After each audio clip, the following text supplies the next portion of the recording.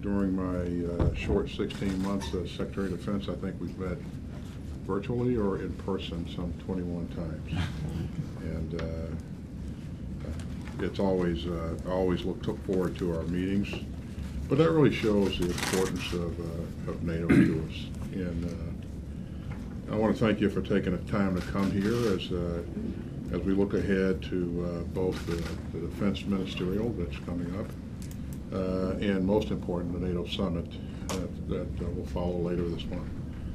I especially want to thank you for your firm and principled leadership of this indispensable alliance during this historic time. In the face of Russia's unprovoked aggression against Ukraine, NATO has grown stronger and more united. And we've come to reinforce our allies, and we'll continue to do that going forward. We couldn't have done what's been done, Jens, quite frankly, without your strong leadership. And that's why we got on bended knee and asked you to stay a year longer, and we're grateful for you doing that. But as I think about this, I've never seen NATO more energized, more united, and so it's a special time for me, having been around NATO most of my adult life. But to see us where we are right now, I think it's a real treat. But it must be really special for you as well. Putin wanted to weaken the rules-based international order, but instead he galvanized the world by his actions.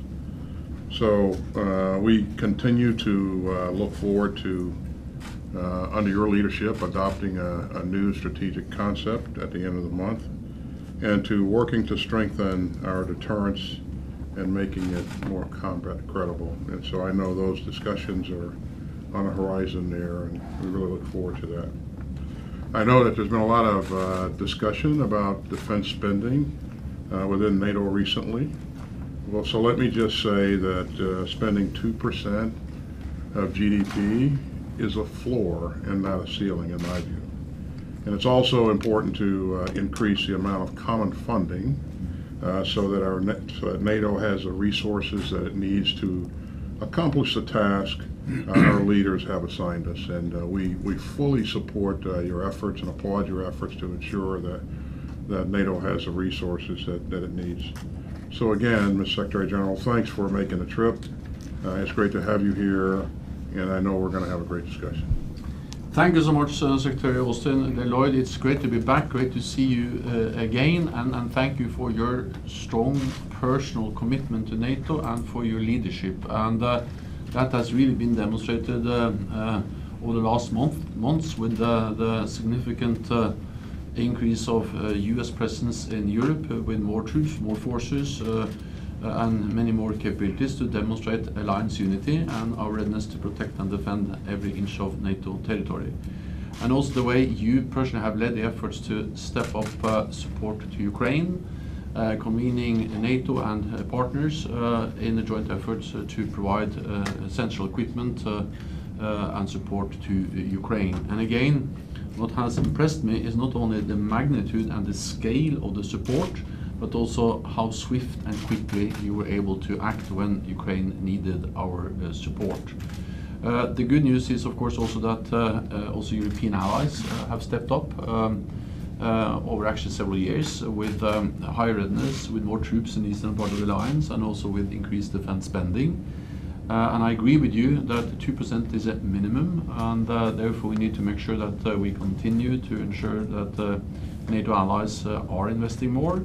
And across Europe and Canada, we have seen now 7 consecutive years of increased defense spending, and more allies are meeting the 2% guideline, the guideline spending 2% of GDP on defense.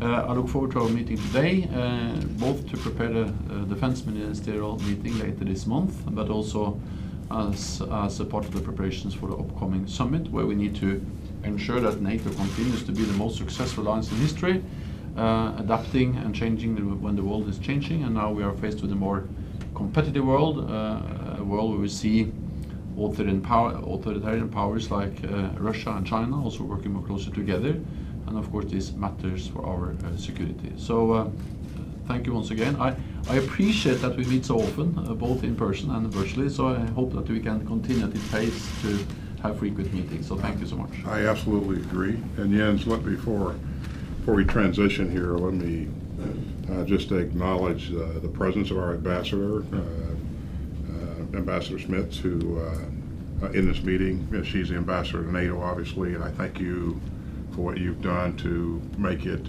easier for her to do her job. And she's got an incredible job. If you couldn't be the Secretary General at this point in history, you'd want to be the ambassador to NATO. So thanks for helping her to quickly get on board and do what she does.